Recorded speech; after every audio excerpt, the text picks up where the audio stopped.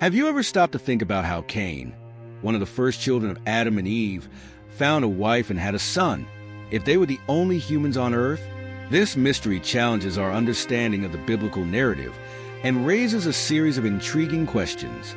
After all, how could someone get married and start a family if, theoretically, there were only 3 people in the world at that time? This question has caused confusion and fascination for centuries, causing biblical scholars and curious people to delve deeper into the text in search of an answer. But the truth is that the Bible does not always reveal everything directly. In some parts, she gives us little clues, which is why today we're going to explore one of the biggest questions surrounding the story of Cain.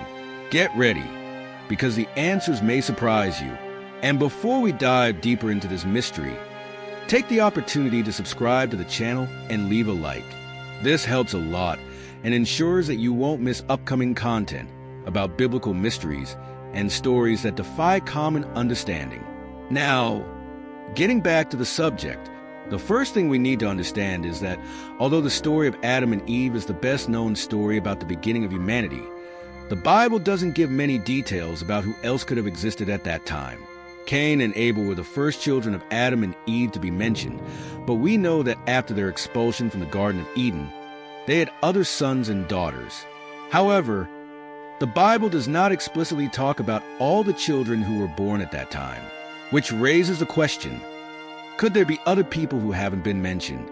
The Bible leaves us an important hint about this in Genesis 5 verse 4, which states that Adam lived many years and had many sons and daughters besides Cain and Abel.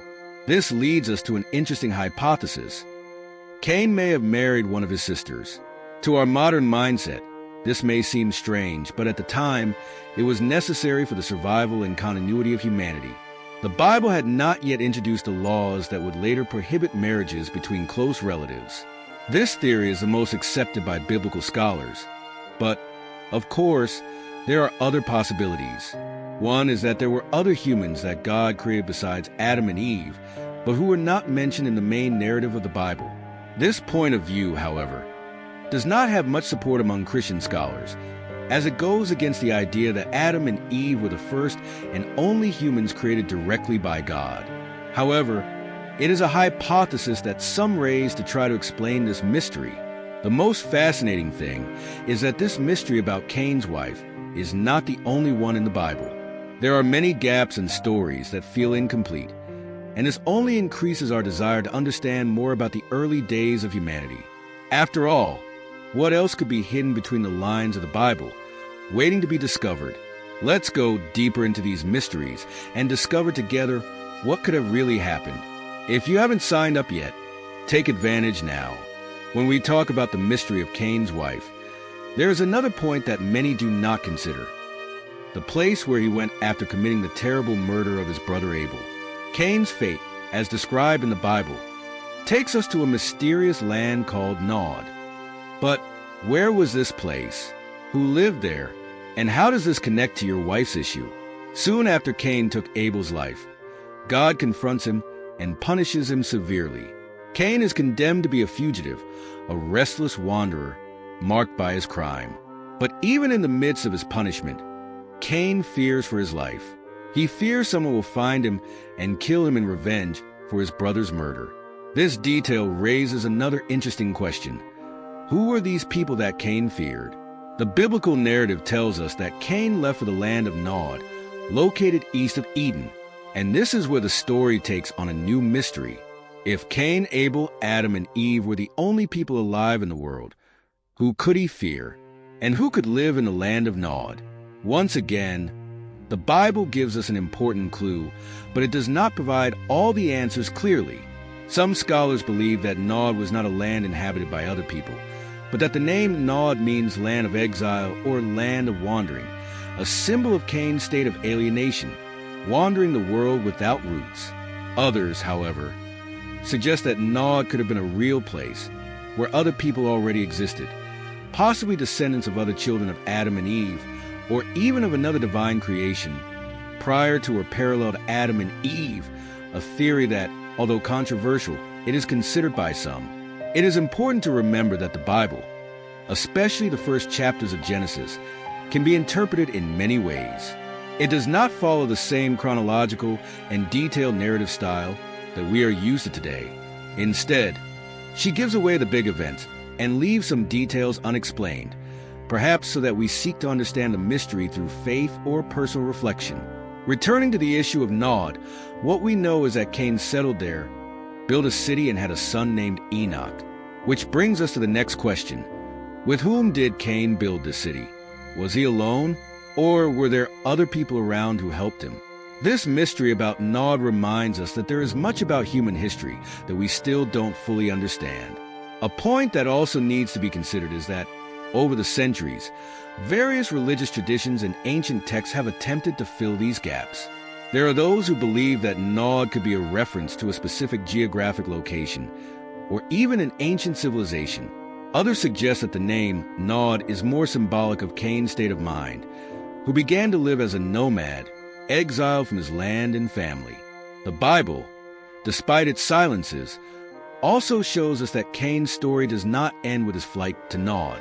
He builds a life there, gives rise to a lineage, and continues the history of humanity, even after his terrible crime.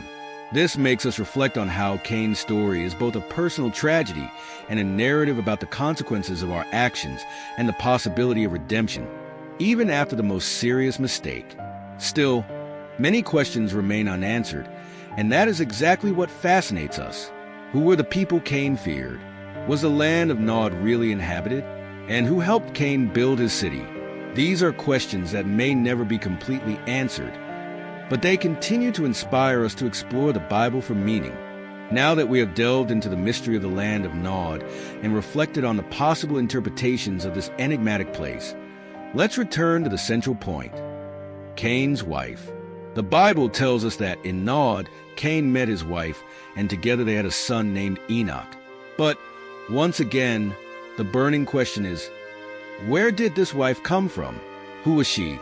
This question becomes even more intriguing when we remember that the biblical narrative does not mention other human beings, except Adam, Eve, and their children up to this point in the story. So, how can we explain the presence of Cain's wife? Some theories suggest that she could be a sister of Cain, one of the daughters of Adam and Eve who was simply not mentioned directly. In the culture of that time, it would not have been unusual for the first humans to have married their own relatives, since, according to the biblical account, they were all descended from the same original couple. Still, this theory raises moral and biological questions for modern audiences. To current readers, the idea of Cain marrying his sister may seem shocking or even contradictory. However, it is worth remembering that the concept of right and wrong, especially in terms of family relationships, has evolved over time and according to cultural contexts. At the time the story of Cain occurred, the world was beginning, and humanity was still growing. The need for procreation for the survival of the species was vital, and marriage between close relatives would not be viewed in the same light as it is today. Another more daring and mysterious theory is that Cain's wife could have come from a lineage of human beings who did not descend directly from Adam and Eve. This suggests that the story of Adam and Eve would not be the only line of creation human, and that perhaps God created other groups of humans outside the Garden of Eden. This thought, of course, generates a series of theological discussions and controversies, but it is a hypothesis that some scholars have explored to try to understand this mystery. These theories, however, are just interpretations of a report that, in itself, does not give us all the details. The Bible, in its wisdom, seems to leave certain parts of the story open, allowing us, the readers, to make our own interpretations and reflections. But beyond these assumptions, what can we learn from this story? Cain's wife, whether his sister or a woman of another origin, represents the beginning of humanity's continuity after the first great sin, the murder of Abel. She is a symbol of life that continues. Even in the midst of tragedy and error, Cain, marked by the weight of his guilt, was not completely abandoned. He found someone with whom he could share his life and start a new generation. This point is important because it reminds us that even after the most terrible mistakes, there is a possibility of moving forward. Cain was not spared the consequences of his actions, But he was also not left without any hope. His wife and son Enoch are proof that even when we fall, there is a chance to rebuild something, to start again. The mark of Cain was a constant reminder of his sin, but also a divine protection, ensuring that he could live and continue his lineage. Another interesting point is that, despite all the uncertainties about the origin of Cain's wife, the story leads us to reflect on the nature of humanity. We are always looking for answers, trying to understand our origins and our history. The Bible, with its narrative rich in symbolism and meaning, invites us to ask questions, to reflect on the purpose of life and the divine plan for humanity. And that's exactly what makes Cain's story so fascinating. It's not just about a brother who commits a terrible crime. It's about what happens afterwards, about the possibility of redemption, of reconstruction, and of continuing the human journey, even after the error. Cain's wife, although a mystery, reminds us that life moves on and that forgiveness and the chance to start over are always possible. After establishing his new life in the land of Nod, Cain becomes the father of Enoch, and it is here that the biblical narrative takes another path. The city that Cain builds and names after his son marks the beginning of something important, the emergence of the first human civilizations. The birth of Enoch and the founding of a city may seem like simple events, but they carry deep symbolism. Cain, who had been condemned to wander as a wanderer, builds a city, a place of permanence and structure. This seems contradictory, doesn't it? A man destined to walk aimlessly suddenly becomes a builder, someone who lays down roots. But perhaps this is one of the greatest lessons from this story. Even if we carry the weight of our mistakes, we still have the ability to build something meaningful. The city of Enoch can be seen as a representation of the human desire to settle down, to find purpose, even when circumstances around us seem doomed to uncertainty. Cain, instead of continuing to run away from his past, decides to create a future for himself and his descendants, and that in itself is an act of courage and transformation. But the narrative isn't just limited to the physical city he built. Cain's lineage leads us to even deeper reflections. From Cain's descendants emerge figures who contributed significantly to human culture, such as Jabal, the father of those who live in tents and have livestock, Jubal, the father of all who play the harp and flute, and Tubal-Cain, who forged bronze instruments and iron. These descendants represent the advancement of civilization, the progress of arts, agriculture, and technology. However, there is one detail that we cannot ignore: violence. Cain's lineage, while contributing to human progress, also carries with it a legacy of violence. Lamech, one of his descendants, is mentioned as someone who kills another man, but does so with a defiant, almost prideful attitude. He states that if Cain was avenged 7 times, he, Lamech, will be avenged 77 times. This statement by Lamech is loaded with meaning. It shows us that, even with human progress, the mark of violence persists. The cycle of violence that began with Cain did not end with him. On the contrary, it seems to have intensified in their descendants. This is a reflection of the dark side of humanity. The fact that, despite our advances in other areas, the instinct for conflict and destruction is still part of who we are. But what can we learn from this? What does the story of Cain and his descendants teach us about the world we live in today? Perhaps the biggest lesson is that even when we make mistakes, we still have the power to create something of value. Cain, the first murderer, becomes a city builder and the ancestor of innovators and artists. This shows us that our mistakes do not completely define us. What matters is what we do next, how we choose to move forward. On the other hand, the violence that continues in its lineage alerts us to the need to reflect on the consequences of our actions. Cain's mistake generated a cycle of violence that, apparently, had no end. This is a reminder that our actions can have a lasting impact, both for good and for bad. The story of Cain, his wife, his offspring, and the city he built is, at its core, a metaphor for the human condition. We are capable of great things, but we also carry within us the capacity for destruction. It's up to us to decide which path to take. We can let ourselves be carried away by the weight of our mistakes, or we can choose to build something new, something that goes beyond what we have done in the past. Finally, this narrative challenges us to reflect on the very nature of forgiveness and redemption. Cain was not completely abandoned. God, by marking him, gave him the opportunity to continue living even after his terrible mistake. The mark of Cain, which many see as a symbol of curse, can also be seen as a symbol of protection and a chance for a new beginning. After understanding the mysteries surrounding Cain, his wife, and their descendants, we reach a crucial point in the story. Now, we need to explore a topic that often goes unnoticed: the purpose of the mark of Cain.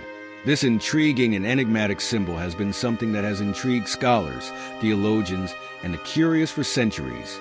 After all, what did this brand really represent? Was it a punishment or a form of protection?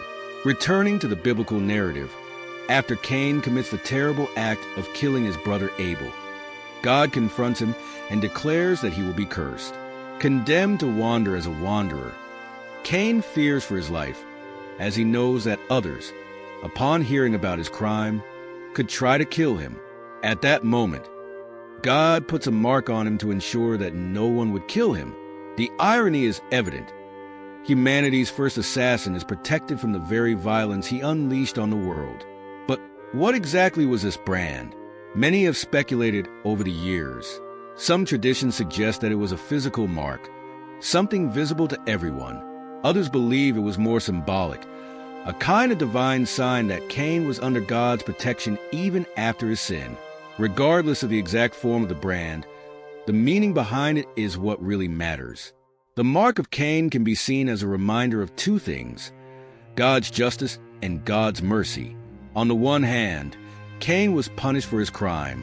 He lost his connection to his land, was condemned to wander, and carry the weight of his act for the rest of his life. Yet even in the midst of this punishment, there was mercy. The mark prevented him from being killed in revenge, showing that even though Cain had committed a terrible crime, his life still had value in God's eyes. This balance between justice and mercy is something that resonates deeply with the human experience. We all, at some point, make mistakes. Some bigger than others, but still mistakes. What we do after these mistakes is what defines our character. The mark of Cain teaches us that even when we face the consequences of our actions, there is still the opportunity for redemption. We are not defined exclusively by our sins, but by what we choose to do after them. The brand can also be interpreted as a symbol of the responsibility we carry for our actions. Cain was not simply forgiven and left free to continue his life as if nothing had happened. He was branded, a constant reminder of his mistake, but also that he should move on and build something new, as he did when founding the city of Enoch. This leads us to reflect on how we deal with our own mistakes and failures. We can choose to hide from them, or we can use them as an opportunity to grow and learn.